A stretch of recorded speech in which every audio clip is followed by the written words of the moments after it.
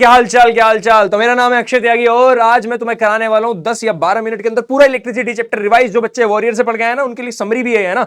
तो शुरुआत करते हैं चैप्टर की बिना बातचीत के। चलो, सबसे पहले जैसे तुमने क्लास 10th में एंटर किया, सबसे पहले तुमने पढ़ा चार्ज, और चार्ज को हम डिनोट करते हैं बेटा क्यू से, है ना। और मान लो एक चार्ज है तुम्हारे पास, एक इलेक्ट्रॉन है ना। चार्ज दो टाइप के होते हैं, हमने पढ़ा दो टाइप के। कौन से? एक इलेक्ट्रॉन भाई, एक प्रोटॉन है। प्रोटॉन पे चार्ज होता है पॉजिटिव, इलेक्ट्रॉन पे होता है नेगेटिव। 1.6 इंटू 10 की पावर -19 ये होती है चार्ज की, एक इलेक्ट्रॉन के चार्ज की वैल्यू। ठीक है, अगर मैं बोलूं किसी कंडक्टर के पास 2 इलेक्ट्रॉन है फ्री, किसी के पास 3 है, एक इलेक्ट्रॉन फ्री है तो कितना चार्ज?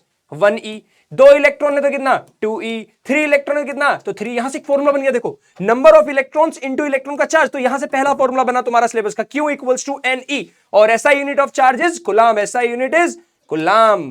ऐसी कराने वाले बेटा तुम्हें रिवीजन। अच्छा सुन लो सुन लो सुनो सुनो सुनो। ओ, ये तुम्हारा लेक्चर है ना, ये वाला लेक्चर एग्जाम से जस्ट पहले भी देख के जाना। ये तुम्हारे तब ज्यादा काम आएगा, अभी भी आएगा, समरी के लिए काम आ रहा है एक तरह से, तुम्हारे वॉरियर के लिए ना। और ये लेक्चर तुम्हारे तब ज्यादा काम आने वाला है जब एग्जाम से एक दिन पहले देखोगे ना, कि सिर्फ वो चीजें मिल जाए, ऊपर ऊपर से फॉर्मुलाज और रिवीजन मिल जाए, जल्दी से एक सीक्वेंस मिल जाए दिमाग में। अगर किसी चैप्टर का सीक्वेंस बन जाता है ना, तो वो तुम ज्यादा कॉन्फिडेंट फील करते हो। ठीक है, तो इसके बाद SI यूनिट कितनी हुई है? COULOMB, coulomb. अब जैसे ही हमने चार्ज पढ़ लिया, चार्ज के बाद हम पढ़ते हैं कि चार्ज का काम क्या है। जैसे ही चार्ज चलता है, हवा के बहने को बोलते हैं विंड करंट, पानी के बहने को बोलते हैं वाटर करंट। ऐसे ही चार्ज के, इलेक्ट्रिक चार्ज के फ्लो होने को ही बोलते हैं इलेक्ट्रिक करंट। यहां से आया हमारा क्या? पहली दूसरी quantity electric current. Electric current भैया देखो, इलेक्ट्रिक करंट को I से डिनोट करते हैं, I। और rate of flow of charge, जैसे मम्मी सब्जी लेने जाती है तो उससे बोलती है ना, भैया क्या रेट दी सब्जी? मतलब पैसे से डिवाइड। हम फिजिक्स में जब भी बात करेंगे रेट की, मतलब टाइम से डिवाइड। तो rate of flow of free charges is called current, है ना। SI यूनिट इसकी क्या हुई भैया? SI unit is current. क्या? Oh current, sorry, SI unit is ampere. अब देखो एक चीज ध्यान दो, फिजिक्स में लगाते हैं जुगाड़, एक फॉर्मूले से दूसरा फॉर्मूला कैसे बनाना है। क्यों की जगह N पुट कर दूं क्या? I का एक फॉर्मूला ये भी होगा, इसके ऊपर डायरेक्ट क्वेश्चन भी पूछे जाते हैं, है ना। अब चार्ज चल पड़ा भैया, चार्ज था, दो चार्ज में से कौन सा चार्ज फ्री रहता है? इलेक्ट्रॉन। इलेक्ट्रॉन कितने इलेक्ट्रॉन है? मतलब टोटल चार्ज, है ना। अब चार्ज चलने को बोलते हैं करंट, पर चार्ज को चलाता कौन है? चार्ज को चलाने के लिए जरूरत पड़ती है किसकी?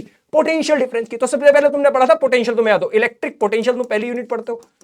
इलेक्ट्रिक पोटेंशियल, जब किसी चार्ज को इन्फिनिटी से किसी दूसरे चार्ज के फील्ड में लेके आते, इसको बोलते हैं इलेक्ट्रिक पोटेंशियल, V से डिनोट करते हैं। ये तुम्हारा क्या है? वर्क डन बाय चार्ज, है ना। इसकी यूनिट होती है SI यूनिट क्या होती है भाई? बोल्ट। तो इसे गोल में बना दो ना, ये गोल में नहीं, ऐसे रहने दो, चलो, है ना। Electric potential. इसके बाद हमने पढ़ा यहां पर, अगर किसी चार्ज को किसी एक पॉइंट से दूसरे पॉइंट तक लेके जाए चले, तो उसने कितना वर्क डन किया, उसे बोलते हैं उसका पोटेंशियल डिफरेंस।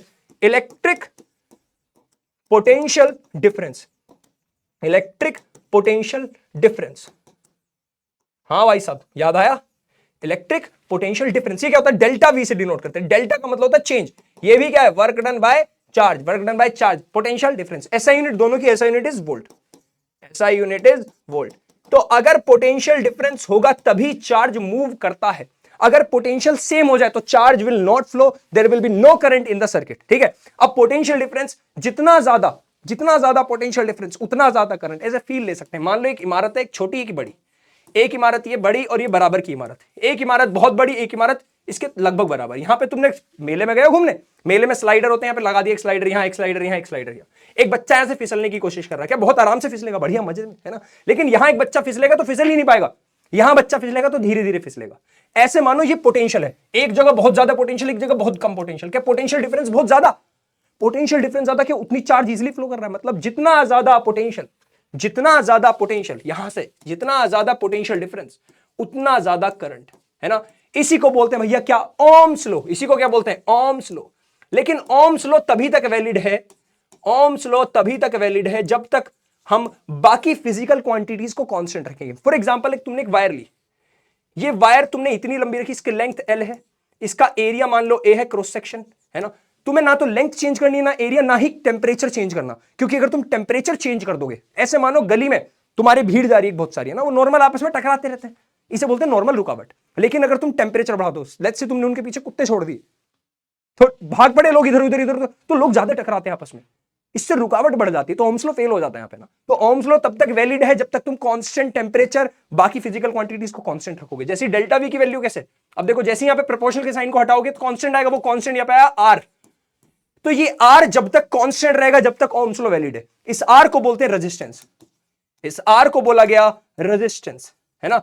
अब ये रेजिस्टेंस, सोचो अगर तुमने टेम्परेचर बढ़ा दिया तो भी रुकावट कम ज्यादा हो जाएगी, बढ़ जाएगी ना, रुकावट बढ़ जाएगी, कुत्ते छोड़ दिए तो लोग आपस में ज्यादा टकराएंगे। इस रेजिस्टेंस का नाम है रुकावट। मतलब जो कंडक्टर के अंदर ऑब्स्ट्रक्शन मिलता है, एक इलेक्ट्रॉन दूसरे इलेक्ट्रॉन से टकराता है, एक इलेक्ट्रॉन किसी एटम से टकराता है, तो इससे जो रुकावट पैदा होती है इसी को बोला जाता है रेजिस्टेंस। अब सोचो कंडक्टर जितना वायर जितनी लंबी है, सोचो तुम्हारी गली जितनी लंबी है, क्या लोग देर तक टकराएंगे आपस में, है ना? यानी रेजिस्टेंस उतना ही ज्यादा होगा जितनी लंबा कंडक्टर। लेकिन मान लो तुम्हारी गली मोटी है, चौड़ी है, एरिया ज्यादा है, तो क्या रुकावट कम हो जाएगी, लोग खुले खुले चल सकते हैं, यानी रेजिस्टेंस उतना कम होगा जितना एरिया ज्यादा, इनवर्सली प्रोपोर्शनल। तो यहां से एक फॉर्मूला आया R proportional to L upon A. जैसे हम प्रोपोर्शनल का साइन हटाते हैं यहां पे आता है R equals to rho L upon A, R equals to rho L upon A भाई, रो एल अपॉन ए। ये रो क्या अब अगले पेज पे बताऊंगा। ये रहा रेजिस्टेंस, एसआई यूनिट लिखो, एसआई यूनिट इज दो होती है, या तो एक सिंबल होता है ये और ओम, ओ एच एम, ठीक है। ये रहा रेजिस्टेंस का फॉर्मूला। रेजिस्टेंस के फॉर्मूले के बाद हम बात करेंगे रेजिस्टिविटी की। वो रेजिस्टिविटी बोलते हैं भाई, इसे बोलते हैं रेजिस्टिविटी, रेजिस्टिविटी। इसको सिंबल डिनोट करते हैं किससे? रो से। या फिर इसे एक और नाम दिया गया और स्पेसिफिक रेजिस्टेंस। जैसा हमारी बॉडी का डीएनए होता है स्पेसिफिक रेजिस्टेंस, जैसा हमारी बॉडी का डीएनए होता है ना, एक बाल से बता देते हैं पूरी बॉडी के बारे में, ऐसी पूरे कोई कंडक्टर है, मान लो ये पूरा कंडक्टर है, इस कंडक्टर के एक छोटे से एरिया का रेजिस्टेंस निकाल दो, एक स्पेसिफिक एरिया का रेजिस्टेंस निकालो, कि ये पूरी बॉडी के हालात बता सकता है? हाँ बता सकता है। अगर तुम कंडक्टर ही चेंज कर दो तो रेजिस्टिविटी चेंज होगी, क्योंकि जगह भी चेंज हो जाएगी। मान लो तुम कंडक्टर को लंबा करो, मोटा करो, पतला करो, इस छोटी सी जगह पे कोई फर्क पड़ेगा नहीं। यानी रेजिस्टिविटी ओनली डिपेंड्स ऑन एक तो टेंपरेचर, मान लो पूरी वायर का टेंपरेचर चेंज कर दो तो इस पार्ट का चेंज हो जाएगा टेंपरेचर, या फिर तुम पूरी वायर ही चेंज कर दो, मटेरियल चेंज कर दो तो फर्क पड़ेगा, ठीक है। इसके बाद हमने पढ़े सीरीज पैरेलल सर्किट्स। तो सीरीज सर्किट में direct R equals to R1 plus R2, सारे रेजिस्टेंस सीधे जुड़ जाते हैं, है ना, सीरीज सर्किट। इसके बाद हमने पढ़ा parallel resistance RS। Parallel resistance में कैसे फॉर्मूला होता है? 1 upon RP, 1 upon R1 plus 1 upon R2 plus 1 upon R3 dash dash dash. ये पैरेलल का फॉर्मूला हो गया ना, ये तुम्हें पता है होने चाहिए बेटा, ठीक है। इसके बाद अरे भाई साहब, हमने सबसे पहले क्या पढ़ा, एक बार जल्दी से रिवाइज। हमने सबसे पहले पढ़ा चार्ज, चार्ज के बाद चार्ज का फॉर्मूला NE, फिर उसके बाद करंट Q अपॉन T, उसके बाद हमने पढ़ा क्या, potential V equals to W upon Q, फिर potential difference delta V equals to W upon Q, फिर उसके बाद Ohm's law delta V equals to RI, फिर हमने पढ़ा resistance R equals to rho L upon A, फिर इसके बाद हमने क्या पढ़ा, सीरीज पैरेलल सर्किट्स। इसके बाद हम पढ़ते हैं अगला चीज पावर। अगली चीज पढ़ते हैं भैया पावर। पावर क्या है? चार्ज कितनी देर में कितना काम कर रहा है, rate of doing work, charge कितनी देर में कितना काम कर रहा है। तो पावर का बेसिक फॉर्मूला 9th क्लास में तुम्हें याद होगा, वर्क अपॉन टाइम आया था, याद है। लेकिन इस चैप्टर में हमें इस फॉर्मूले से लेना देना नहीं है। हमने एक थोड़ी देर पहले एक फॉर्मूला पढ़ा था V equals to W upon Q, कि यहां से वर्क का फॉर्मूला आ गया V इंटू Q, देख लो, है ना। तो पावर का फॉर्मूला वर्क की जगह V इंटू Q पुट करो, VQ।